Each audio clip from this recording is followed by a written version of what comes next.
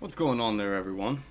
All right, so we're in what, day 3 or 4 of this little Twitter thing that's going on where everyone's jumping down the president's throat because he told these ladies to go back to where they came from, which if they hate America as much as they claim, uh, they should probably leave. But I've been saying that to a whole lot of people over years and years and years, and it never caused no backlash. People would just be like, But this is where we're at now. But also, in my previous couple videos, I said this is a very strategic move. Now, now I have two little stories that help to confirm why I say this was a strategic move. Okay, what has Trump done when he started this little tweet thing? He's got the media so wrapped up in this. He's got the Democrats so wrapped up in this little uh, progressive feud thing. You know, the squad with Nancy Pelosi and then Trump weighing in, and now Nancy Pelosi and the squad are back together, and Trump's, orange man bad as usual. But during all this, what the media has been silent about because they're so stuck on things he says, whether they're inappropriate or not, that's debatable. But here we go. Here is one of the reasons why I say it's strategic, and there's two articles we're going to go through, and they're not in the news right now. Usually something like this would be in the news all over the place, and liberals would be in an uproar. Trump moves to eliminate nearly all asylum claims at the U.S. border. This is from the LA Times.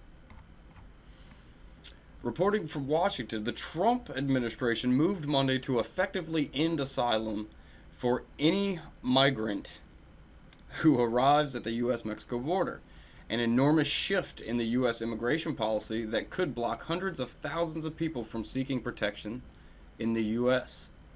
and is certain to draw legal challenges. Yeah, of course. But a lot of these people also aren't seeking protection. They're seeking financial gains. They're here to play the system. Or they're coming here to play the system.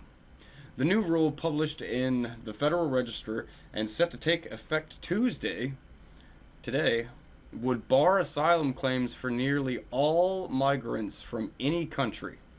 It would do so by prohibiting claims from anyone who has passed through another country en route to the USA. Beautiful. Which, that's how the asylum situation's supposed to work. The very next deemed safe country is where you go and where you stay and file for asylum. But they don't want to do that because all the other people's economies aren't like the U.S. They're, like I said, it's financial gains that these people are seeking. Back to the story, which essentially would cover anyone other than Mexican residents.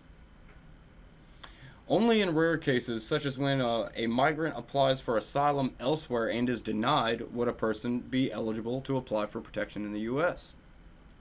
The rule would, in effect, nearly wipe out U.S. asylum law, which establishes a legal right to claim protection for anyone who arrives at the U.S. border and can make a case that they face torture or prosecution at home. The law applies regardless of how a migrant reaches the border. The law currently provides a major exception in cases in which the U.S. has negotiated a safe third country agreement with other government. Under those agreements, such as the one the U.S. has with Canada, migrants must apply in the first safe country they reach. The new proposal would short-circuit that, effectively requiring migrants to apply in any country they land in, whether the U.S. formally considers that country safe or not. The new rule was issued by the Justice and Homeland Security Departments, which administer the asylum system, and it was written to take effect immediately when it's formally published on Tuesday. It would apply only to those arriving to the U.S., not migrants already in the country. The sweeping change drew immediate threat of a legal fight, which, of course, the ACLUs and all these left-wing activist Groups are going to challenge this in court. We'll see what happens. This rule is, here's from the ACLU. Imagine that. This rule is inconsistent with both domestic and international law, and we intend to sue immediately to block it. Yeah, we all expect that. Of course. Of course. This is why I hate these activist groups. Let the government do what the government needs to do to stop this threat on our country. Like I always say, just look to Europe. Look what mass immigration did to Europe. Europe's on fire. Except for a few very intelligent European countries who said, you know what? Screw y'all, we're not doing that. But yeah, so I'm not going to go through the rest of the story. I'll put a link in the below. It's a very long story. But yeah, so that's one reason why I think Trump started this, is to get this out of the news cycle. Because you know they'd be all over it, and the liberals would be going insane, because they go insane over everything he does or says. Now we're going to switch over here to this other story. This is from the Daily Caller. Trump administration ends federally funded abortion referrals. Another situation in which the left would generally lose their dang minds. This is all happening while this Twitter feud is going on. The Trump administration declared Monday that taxpayer-funded clinics must stop referring women for abortions effective immediately. Which I agree. Of course. I'm against abortion in almost every circumstance. Almost. Rape and incest, I'm for. I understand the argument for and against. That's why I'm kind of in the middle right there. That's a gray area. Generally, if something like that happened to a woman, I would say for her emotional health and all that, if she wants to, I would be kind of accepting of that. But I try to think reasonably on that. Family planning clinics that refer women for abortions will be stripped of their Title X funding, according to a measure instigated by President Donald Trump's administration, as reported by CBS. Communist broadcast station. The Department of Health and Human Services has alerted clinics that they will be enforcing the Trump administration ban, according to CBS. The rules now require that organizations that perform abortions and make abortion referrals will have to do so in separate buildings from those that receive Title X federal funds. A move that could potentially cost Parenthood tens of millions of federally family plan dollars, which they should. Me, as a federal taxpayer, I hate that my money goes towards funding abortions. That's been a big argument on the conservative side, where we don't believe we should be paying for that. It's not in most of our morals and values.